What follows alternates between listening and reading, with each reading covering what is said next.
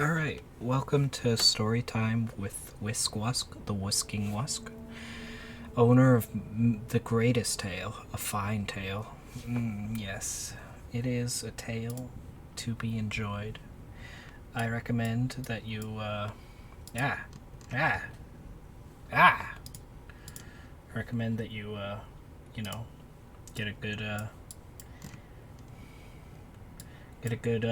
hold, get a good, just reach on in there and grab the tail, hold on tight, and I'll read you some lore. It's a lot of lore in here. So we start out with the Red Mother, which is incorrect. We start out with the Mother. I have lived for hundreds of years, and I have lost the taste of life during this mortal journey. My only goal was to protect the Veil, no matter the cost. Did all his pain and suffering lead me to this fateful moment? Was failure inevitable? My dear friend, we have gone through so much sorrow. Can you even remember my name? Through death, I will guide you. What really happened, I cannot say. We have exchanged our realities, my dear friend. My body is gone, but my spirit follows you. Together we can stop the chosen one of suffering, sever the link that unites them. I offer you my memories. Shape our daughters and send them to stop suffering before it is too late. And the child, the star kind of show, the creator of the egg. Everyone wears a mask to hide their true nature.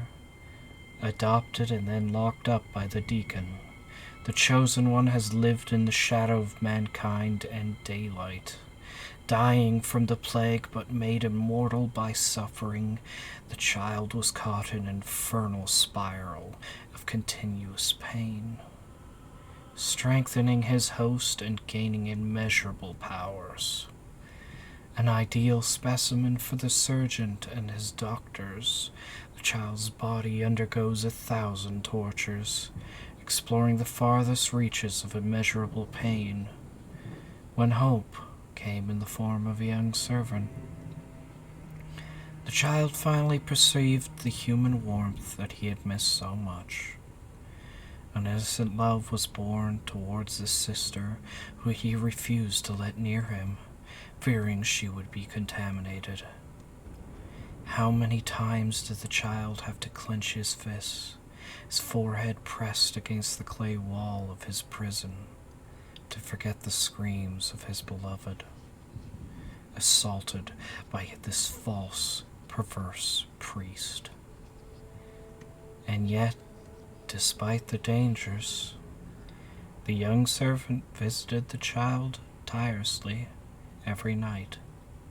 She descended the stairs leading to the cellar, with only a simple candle for light, in order to sing a lullaby to calm this trapped and sick infant. She promised him that one day they would be free, that there was still hope to cling to. This makeshift ideal was shattered when the deacon discovered the schemes of his servant. Seized with black anger and pernicious jealousy, he locked the maid in the cellar, condemning her to death. Agonizing and feverish, the young woman died in the arms of the broken child. The last dikes of his soul gave way, and the child drowned in a flood of hatred, fully binding himself to the suffering other. He swore the world would be his as he fell into obscurity.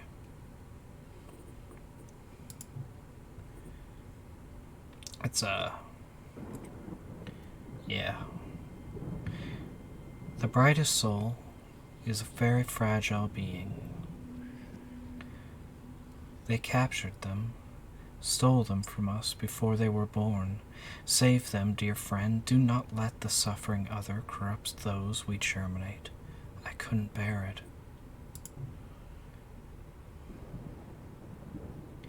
Discipline is your sword. Never back off and slay the enemy until your blade grows rusty with his blood. The veil must be protected by any means. Protect your companions. Consider their lives above yours.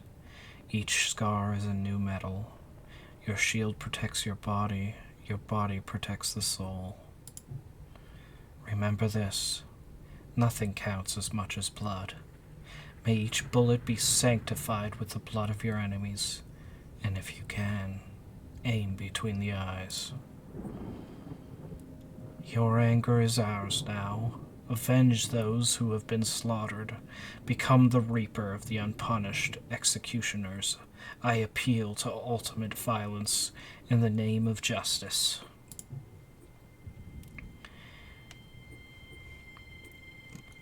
And enemies have a bit more story to them.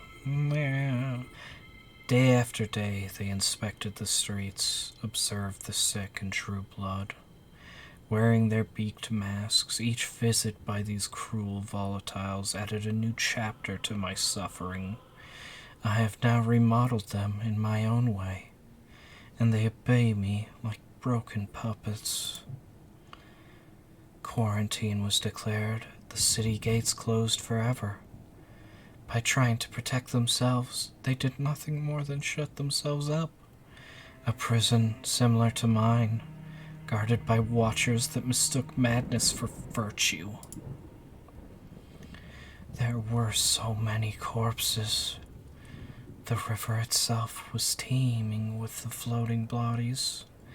Took a few charitable souls to butcher the pure, puffy, disgusting and purulent flesh. Did their depravity come from this ungrateful task? Or did I flesh out what was lying deep in their hearts? The plea for putrid flesh. Serums and decoctions filled my body like a morbid cornucopia. Each infection became more painful. A violent burn scorching my skin and flesh. Now that my executioners have joined my legion, I sneer quietly in the shadows. Maybe all this suffering was necessary after all. Fate and the plague brought its share of profits. I could hear their cries of the end of the world from my cell. What do they think now that I have truly ended their world? They wander, somber souls, and obey my will like dogs. The plague doctors opened up to new cults, desperately trying to find a cure for the epidemic that was ravaging the country. Did the treatment become worse than the disease?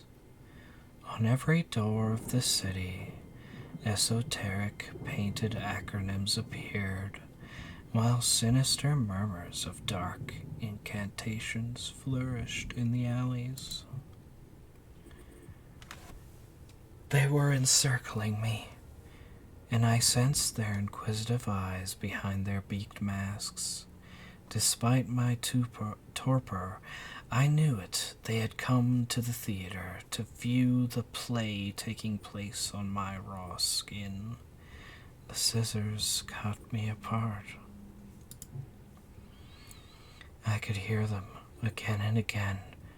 Never stopped. Whenever I closed my eyes, they were there, nibbling my bones, slicing into my marrow like a macabre feast. Was it the fever that made me delirious? However, every time I woke up, I saw monstrous footprints in the wet clay. I could have sworn the mask was there. A jester's mask with a vile smile, standing a few inches from my face. As I rose out of my torpor, the vision disappeared. but my body was racked with scratches and sanguinary wounds. I'm guessing rats. Anyway, had I become a monster? My nightmares seemed so real. I could no longer distinguish truth from falsehood. Consciousness, unconsciousness, everything was mixed up in a whirl of violence and anger. I wanted to destroy everything, just as much as I wanted to cry. I hated this place. I hated the one who had locked me in here. This injustice haunted my deaf, destructive anger. I wanted to flee, to escape, to no longer be a prisoner of this withered body, deprived of lust and muscle. I wanted to tear this world apart, just as it tore me apart. Now I can. My body refused to die, and yet through the pain of treatment and injuries, this withered body should have succumbed. But in the comfortable bed of my ripped flesh, puffy, grotesque larvae were born, bottle-fed on my shame and guilt. You are growing, my babies. Eat now. How big you have become, my treasures. Drink, sip, suck the lives I offer into your mandibles. Do not let your prey escape. Bring them to the feast of my dark companion. Poor, misplaced souls, embrace the sweet pleasure of putrid flesh. Miasmic bubbos and sickly fluids, from my clay you will be reborn, splendid in your infinite suffering. Spread and chant my name, for I am the voice of anger. I shape hatred, I sculpt pain, and from my art comes infection. Grow my magnificent tumors, gangrene this world, and give it the face it deserves. The more I bonded with my dark friend, the more he showed me the wonders of his own world. Unimaginable beasts sprawling and serpentine, lurking in the dark recesses of the human soul. I promised to release them, for such beauty shouldn't remain invisible. My duty is to bring them to life. It's too late. These are lost forever. Put an end to their distress, dear friend, because they cannot bear the weight of suffering. If we do not act quickly, their fate could be much worse than death.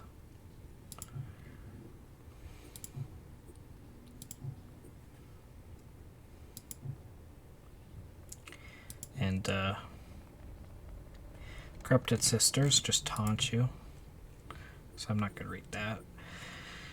The surgeon is oh, no, here. Human madness knows no limit, as long as it has a cause to feed on. The surgeon was convinced on the righteousness of his own actions, and would have been able to use logic to justify any of the deadly drugs he injected into the helpless child. Blinded by his thirst for success, his science still could not save him from disgrace.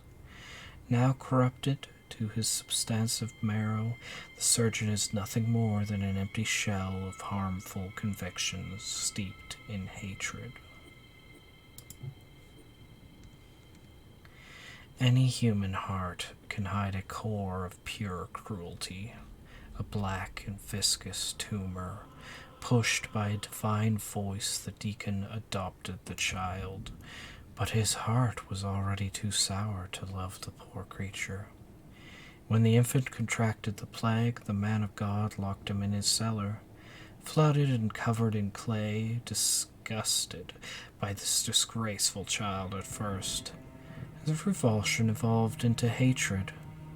The deacon never embraced a moment of virtue. He worked tirelessly to spoil and defile innocence in all forms. Protected by a hypocritical faith and a carnivorous smile, corrupted by suffering's power, the deacon became a shameful pig. barely hidden under a thick layer of organic clay and sticky bile. A Pandora's box of his own sins. A gaping lock is engraved on his chest, and he wields a scepter shaped like a key.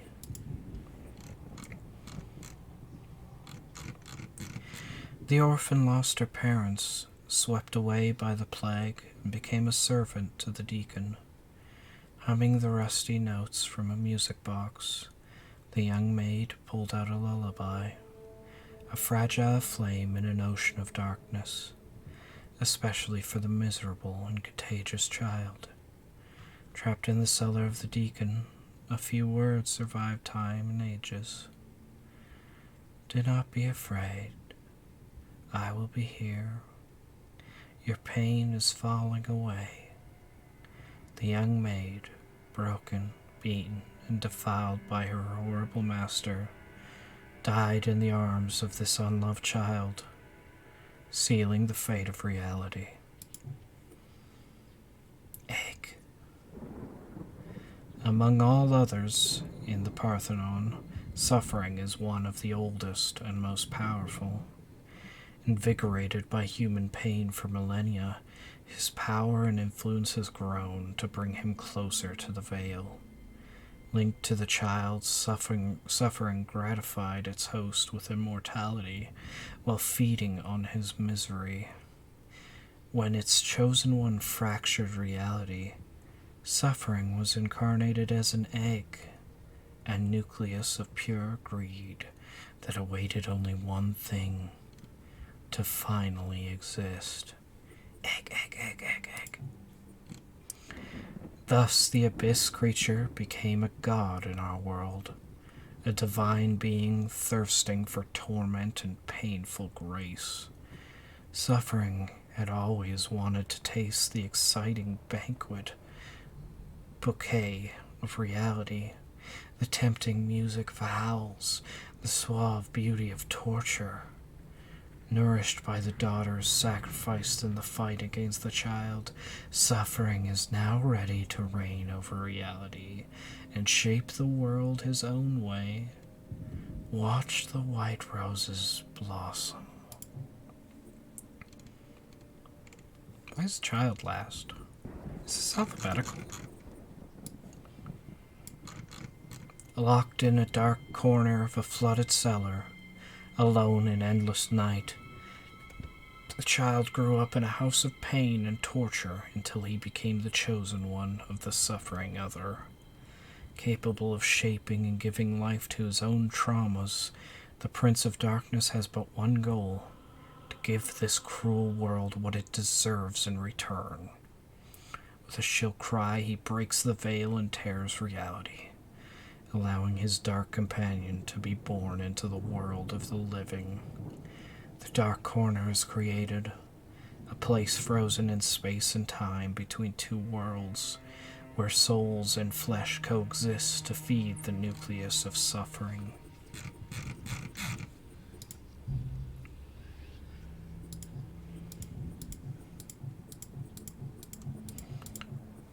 Alright, that's a lot of reading, so I'm gonna go get some drinkies, and then I will read the memories, I guess. This is pretty heavy. This is a heavy game. I hope my tale brought you comfort, even though my words are less than comforts. They're uncomforts. They're bites. My words are bites. And now I leave. But I will be back. Goodbye.